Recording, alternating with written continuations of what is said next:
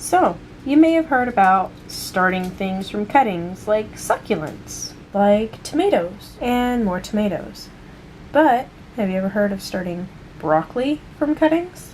There's not a lot of information about starting broccoli from cuttings. However, we decided to attempt it anyway. On April 30th, which was 2 weeks ago, we cut off some of these from our prized broccoli plants that were getting absolutely ravaged by pests. And I'm going to take you in for a closer look. So, after 2 weeks, we have some little baby roots on our purple broccoli. They are very thick roots, as well as one or two little thin ones. You can see it between those two middle stems there. That's coming off the one on the left. And so we're excited to see how these turn out, but I have some even better examples on our rapini broccoli.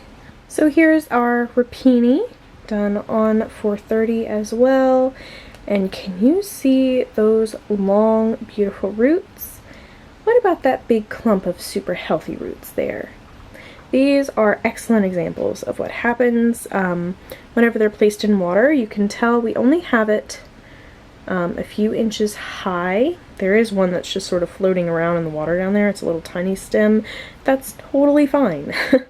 We don't know if it'll do anything, but you won't know until you try.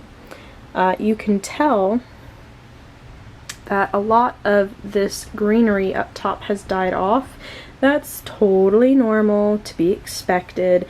It hasn't affected any of our root production that we can tell so far. These are our smaller rapini broccoli stems. You can tell, like, this one here has some new growth under the water. Don't know how that's going to work out, but we'll see. But these are doing really well. These are going a little bit slower than the other ones, but you can see the little hair-like roots on here.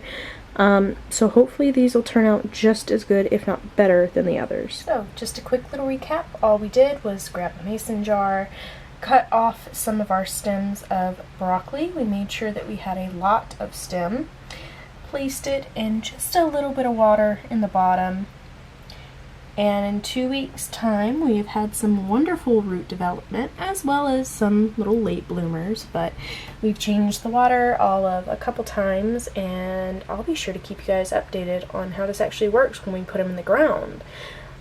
There's a lot of times, especially when the pandemic hit, not a lot of people could get their hands on seeds, so this is a really great way to prolong the life of one plant with its daughter plants. So if you found this helpful, be sure to subscribe for the future updates whenever we put them in the ground to actually grow and produce, hopefully, fingers crossed. And be sure to like this video, share it with your friends, you know, anybody who might be interested in this, because there isn't a lot of information about this out there. So anyway, I'll stop talking now. I will talk to you guys later. Bye!